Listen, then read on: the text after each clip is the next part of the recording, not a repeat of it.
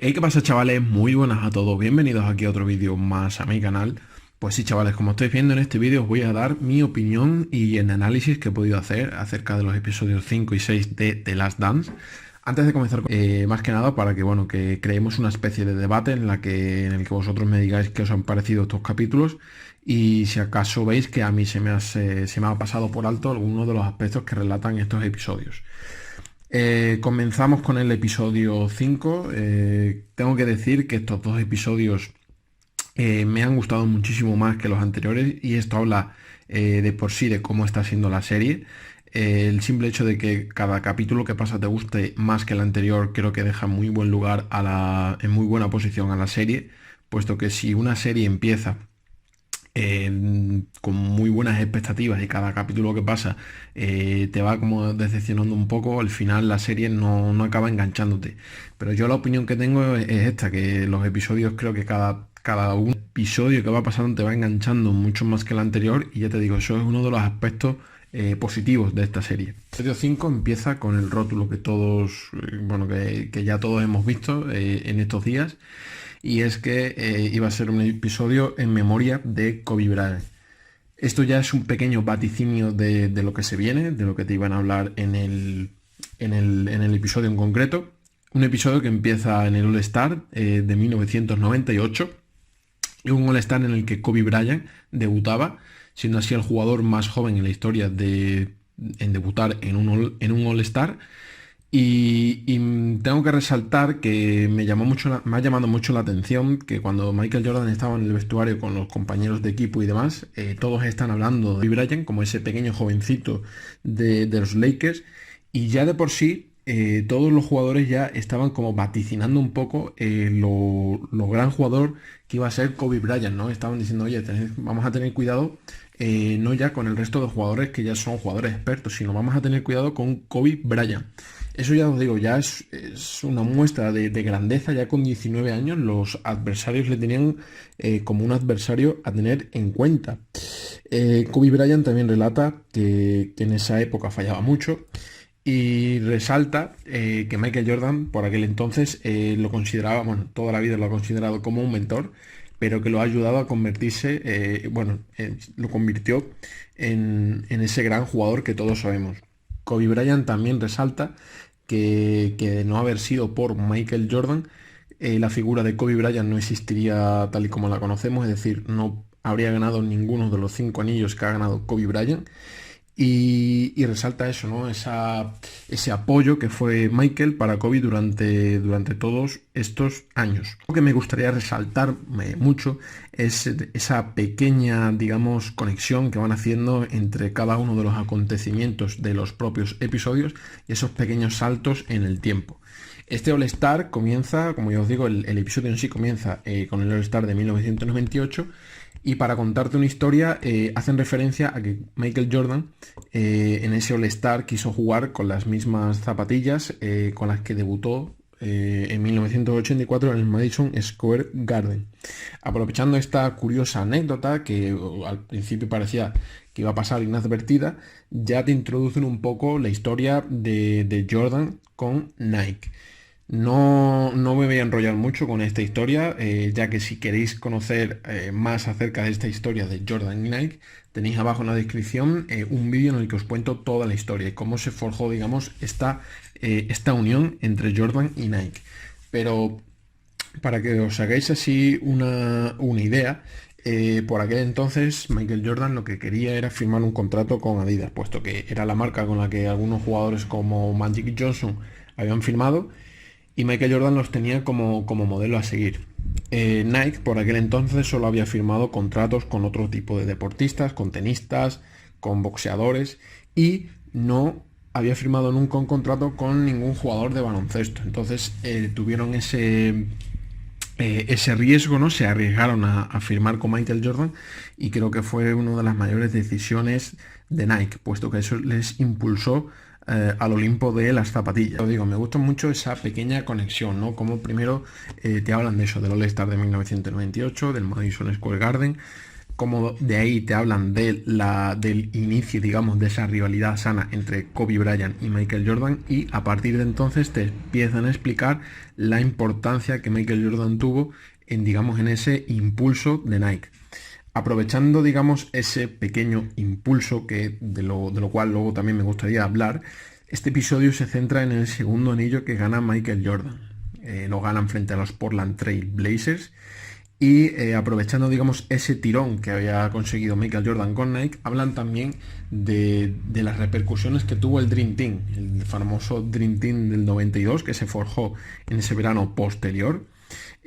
Hablan de algo que ha perseguido durante muchísimo tiempo a Michael Jordan, que es el famoso veto a Isiah Thomas, en el que Michael Jordan en este episodio da a entender y nos cuenta que eso es algo que se le ha atribuido durante muchísimo tiempo, que él no quería que Isiah Thomas fuese al Dream Team, y eso es algo que Michael Jordan deja muy claro en el episodio.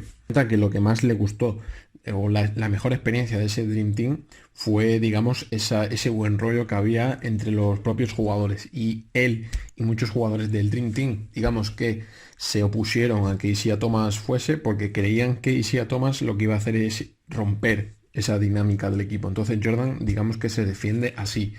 Ya os digo, es algo que a Michael Jordan le ha perseguido durante muchísimo tiempo, y Michael Jordan simplemente aclara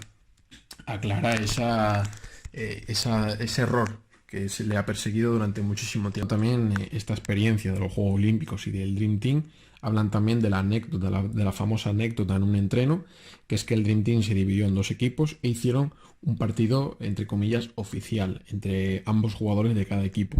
Aquí habla también, o recalca sobre todo, ese nivel de competitividad de Michael Jordan, puesto que Michael Jordan se tomaba en serio hasta los entrenos. Cuenta el propio Magic Johnson que su equipo estaba ganando de 8, es decir, estaban haciendo como si fuese un partido oficial, entre comillas, y que faltaban nada, unos segundos para acabar, y Michael Jordan no quería perder ni ese entreno. Entonces Michael Jordan, en cuestión de un minuto, dio la vuelta al solo al marcador y acabó ganando su equipo. También lo de los Juegos Olímpicos, empieza a introducirnos también la figura de Tony Kukoc, jugador que fue drafteado por los Chicago Bulls en 1992, y nos habla, digamos, de que por aquel entonces Michael Jordan y Scottie Pippen sentían un poco de celos acerca del jugador, porque puesto que parecía que Jerry Krause tenía solamente ojitos para este jugador.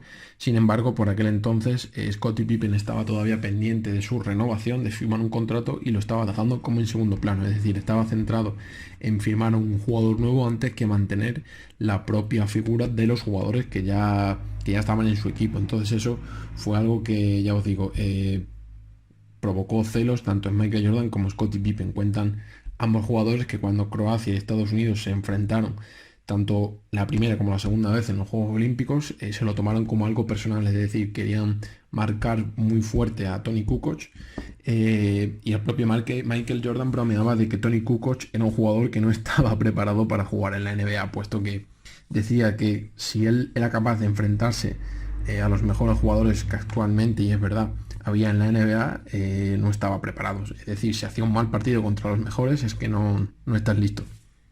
Y luego también algo que a mí me gustaría resaltar de este episodio fueron las repercusiones que tuvo el Dream Team del 92. Figuras, digamos, tuvo una repercusión muy fuerte a nivel social, a nivel cultural, puesto que, digamos, la figura del jugador de baloncesto se ensalzó a niveles mundiales, es decir, era la primera vez que Estados Unidos llevaba un equipo de profesionales a los Juegos Olímpicos. El dominio que tuvo, ya os digo, impulsó en muchos aspectos culturales y sociales, sobre todo lo que es la cultura estadounidense y la cultura sobre todo de las zapatillas. De ahí la conexión que hacen con todo el capítulo en cada uno de sus elementos. Es decir, antes las zapatillas se le veía como, por ejemplo, un simple complemento para jugar al baloncesto, pero a partir de entonces se le ve también como un complemento más para vestir. En cuanto al episodio 6, gira en torno al tercer anillo de Michael Jordan. Un anillo que es clave en su carrera profesional. El episodio comienza comentando un poco lo que son los ataques que Michael Jordan sufría en aquella época. Es decir, nos hablan de, bueno, se centran en concreto en la eliminatoria entre los Knicks y los Bulls, una eliminatoria que fue crucial, ya que en aquella eliminatoria fue cuando, digamos, se empezó a salpicar un poco la figura de Michael Jordan. Aquí surge el famoso escándalo de Atlantic City, es decir, cuando los Chicago Bulls estaban perdiendo 2-0 la eliminatoria, saltó este escándalo y es que vieron a Michael Jordan y a su padre en un casino a altas horas de la madrugada, cuando se supone que debería de estar descansando para rendir en los partidos, ¿no? Entonces algo que salpicó, digamos, la figura de Michael Jordan. Michael Jordan se defendió diciendo que era algo normal, que él era su forma de desconectar. Había jugadores que desconectaban de otra forma y esa era su forma de desconectar. También un poco se empieza a salpicar esa figura, puesto que a Michael Jordan también va a un juicio por un famoso narcotraficante al que investigaron que le había dado un cheque de $57.000, que al final acabó confesando que eran como por unas deudas de juego. Deudas de juego que lo acabaron persiguiendo durante muchísimo tiempo, ya que se sacaron cifras en torno al $1.000.000 que debía famoso en apuestas deportivas, en apuestas de golf. Y esto es algo de lo cual me gustaría hacer una breve, digamos, opinión. Las apuestas deportivas sin duda son uno de los mayores cánceres de la sociedad.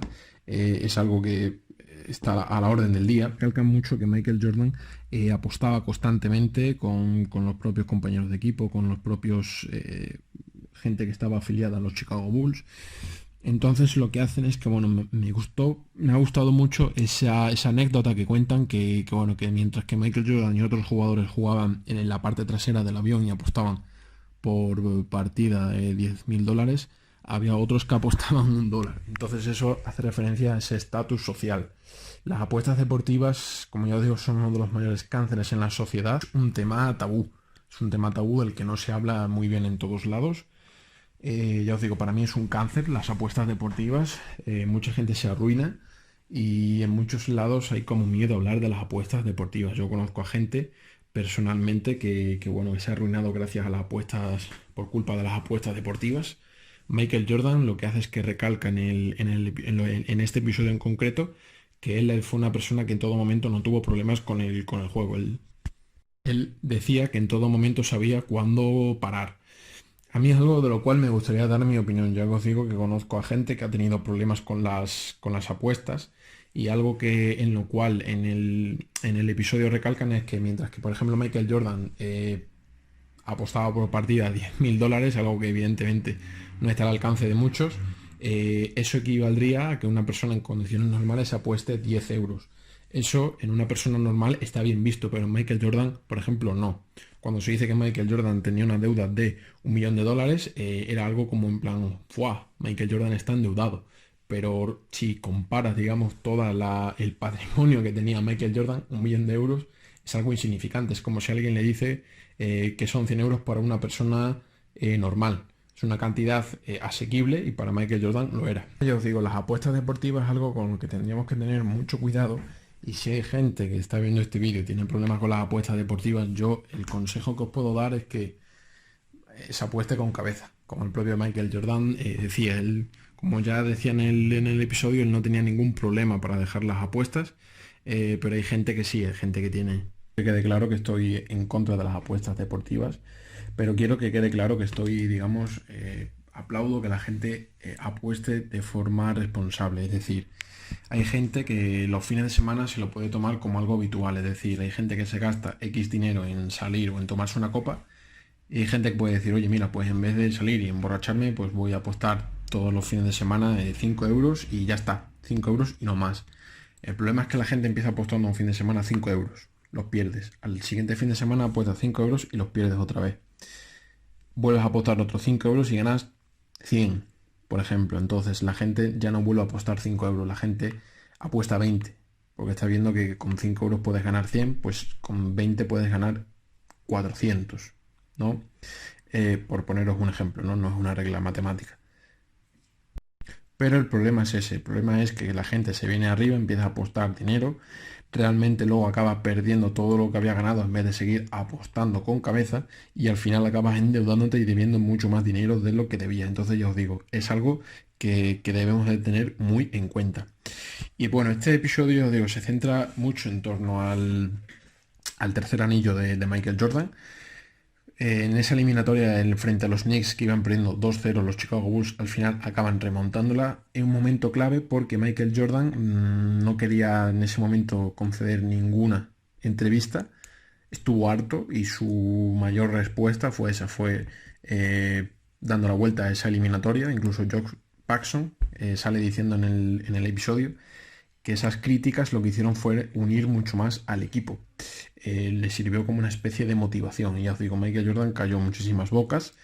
Y ya os digo que es un momento clave porque ya en este episodio se deja entrever que Michael Jordan estaba un poco harto de la situación. Es decir, el propio Michael dice que cuanto más arriba estás a nivel de estatus deportivo, es decir, cuando eres el número uno, hay mucha gente que habla bien de ti, pero también hay gente que habla mal e intenta desprestigiarte. Entonces yo creo que ya en este episodio